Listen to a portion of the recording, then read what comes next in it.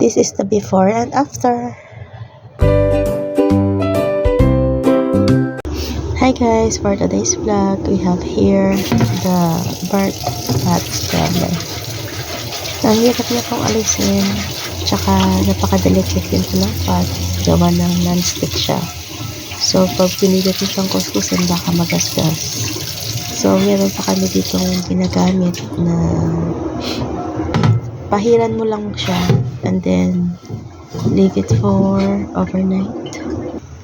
Then, kinabukasan, hugasan mo lang siya. Mawawala na yung mga mancha ng pot o kaldero.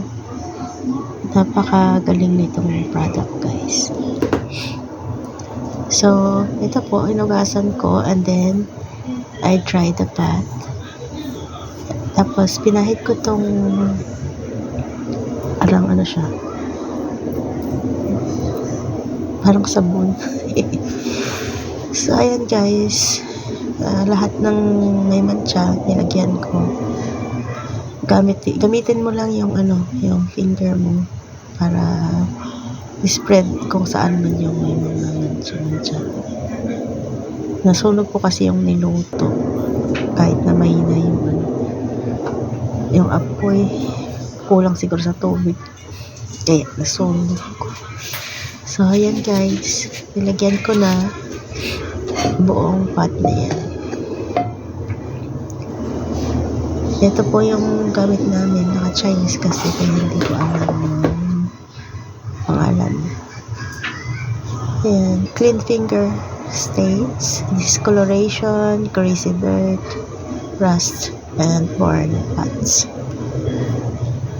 So, after kong nilagyan, sinit aside ko lang po siya for overnight. Ganyan lang po siya.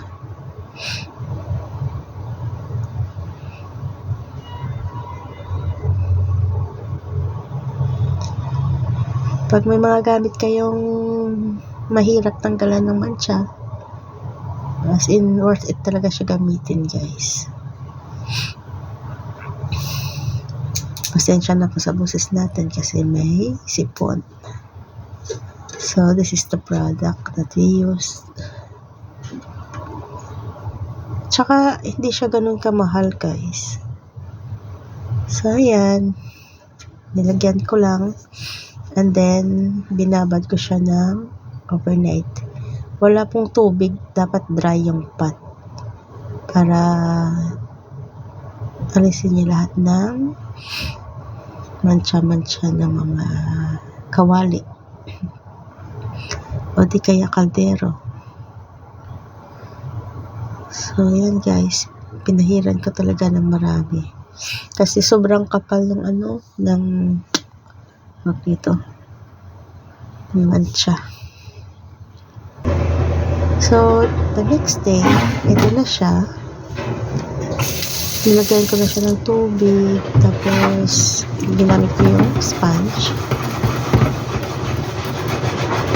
Yan. Ginamit ko yung soft side ng sponge, guys. Scrub lang ako hanggang sa totally mawala yung mancha.